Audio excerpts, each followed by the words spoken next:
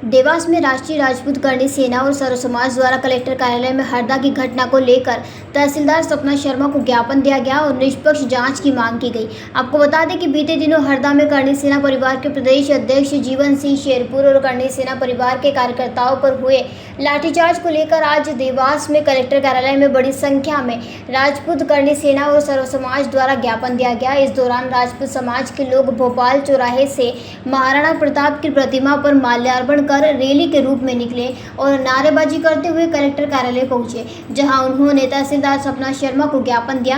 राजपूत करणी सेवा प्रदेश अध्यक्ष सहेंद्र सिंह दीक्षित ने कहा कि हरदा में राजपूत समाज के शांतिपूर्ण तरीके से चल रहे आंदोलन में टारगेट कर जबरदस्ती लोगों को मारा गया। वहां के छात्रावास में घुसकर महिलाओं और बच्चियों पर लाठीचार्ज किया गया।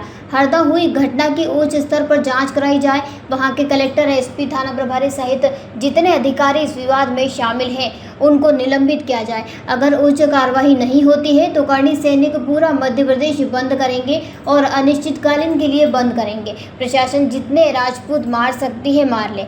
मामले में धर्मेंद्र सिंह बेस ने कहा है कि स्वतंत्र देश में सभी को अधिकार है अपना पक्ष रखने का, लेकिन हरदा में जिस तरह से वहां के अधिकारियों ने छात्रावास में घुसकर महिला और बच्चों पर लाठीचार्ज किया है, सभी अधिकारियों को निलंबित करना चाहिए। भैया आज करणी सेना द्वारा जो ज्ञापन दिया गया था उसमें सर्व समाज मौजूद था और किस लिए ज्ञापन देगा, क्या कहना चाहेंगे? आज जो करणी सेना के दिन पहले सर्व समाज के इसमें सभी समाज के आए थे, जितने भी हमारे देवास में सभी समाज, ब्राह्मण समाज हो, यादव समाज हो, खाती समाज हो, सभी समाज के शामिल। तो सभी ने यही मांग करी कि जो हरदा में जो घटना हुई, मेन कर जो हॉस्टल में ही, हॉस्टल में बेकसूर जो वहाँ पर रहने वाले छात्र जो पढ़ते हैं और लेडीज, वहाँ लेडीज भी बच्चों ने जो लाठीचार्ज का उसका सभी समाज ने जो उसका विरोध करा।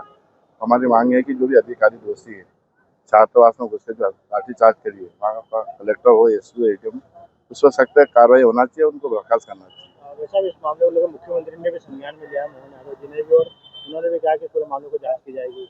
और उसको लेकर क्या कहेंगे?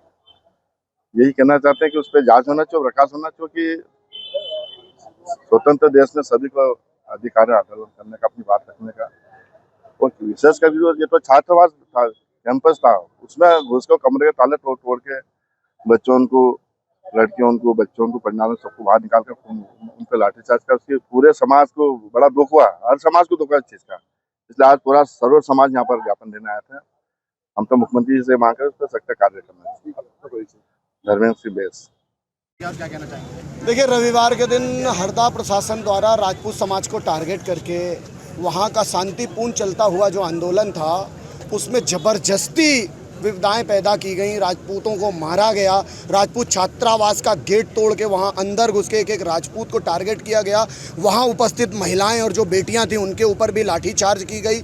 हमारी सिर्फ इतनी सी मांग है कि वहाँ का कलेक्टर, वहाँ का एसपी, वहाँ का थाना प्रभारी और वहाँ जितने वरिष्ठ अधिकारी हैं सबको निलंबित किया जाए, ये हमारी सरकार से मांग है। अगर सरकार चाहती है कि राजपूत उसके साथ खड़ा रहे तो ये चीज़ अब उसको करनी पड़ेगी।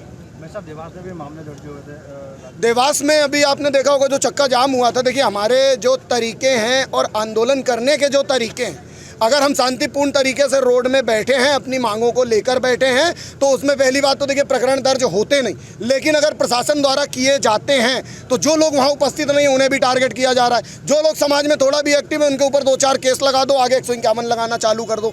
ऐसे करके वो हमारे बच्चों का भविष्य खराब कर रहे हैं। मेरी यही मांग है कि हर चीज़ की एक निष्पक्ष जाँच होनी चाहिए, तरीके से जाँच होनी चाहिए। अगर वो दोषी हैं तो आप बना के रखो, नहीं है तो उन्हें मुक्त करो। हरदा वाले मामले को लेकर आगे क्या रूपरेखा रहेगी? देखिए, हरदा वाले मामले में जैसे अभी हमने जो ज्ञापन सौंपा है, अभी पूरे जिलों में हम लोग ज्ञापन दे रहे हैं।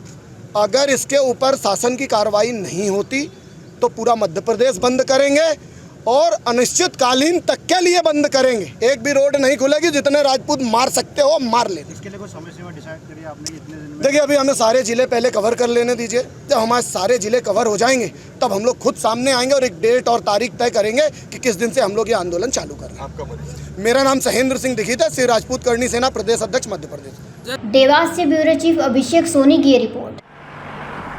जयराम जी, किशन काका, राम राम भाई, राम राम। क्या दोनों भाई बैठ के क्या हिसाब लगा रहे हो? ऊटी लहसुन के भाव आ गए क्या? अरे नहीं रे दादा, ये अपना रमेश नया मकान बनाने के लिए लोन ले रहा है।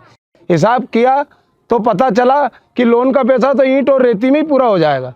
और अभी तो सीमेंट लानी है, सलिया लाना है और तो ठेकेदार को भी पैसे देने हैं। मेरे तो कुछ समझ में ही नहीं आ रहा कि कैसे बनेगा मेरा नया मकान। अरे किशन काका, कहाँ इन रेत सीमेंट और लाल ईंटों के चक्कर में पड़ रहे हो। मेरी बात मानो तो अपने घर को बाबजी एएसी ब्लॉक से बनवाओ। इसमें ना सीमेंट और रेत की जरूरत होती है, ना ही तराई करने की झंझट। और लाल ईंटों के मुकाबले आपका मकान काफी तेजी से बनकर तैयार हो जाएगा। इससे आपके पैसे तो बचेंगे ही, साथ ही मजबूती ऐसी कि सालों साल देखने की जरूरत नहीं। और इससे आप अपना मकान ही नहीं, कुएं और खेत की बाउंड्री वॉल भी बनवा सकते हो, जिससे रोजड़ों की समस्या भी खत्म हो जाएगी। वाह भाई, ये तो कमाल की चीज है। फिर तो मैं अपना घर बाबजी ब्लॉक से ही बनवाऊंगा। और मैं अपने खेत की बाउंड्री वॉल। ज्यादा जानकारी के लिए स्क्रीन पर दिए गए नंबर पर अभी कॉल करें। बाबजी एएसी ब्लॉक्स, स्टील से मजबूती।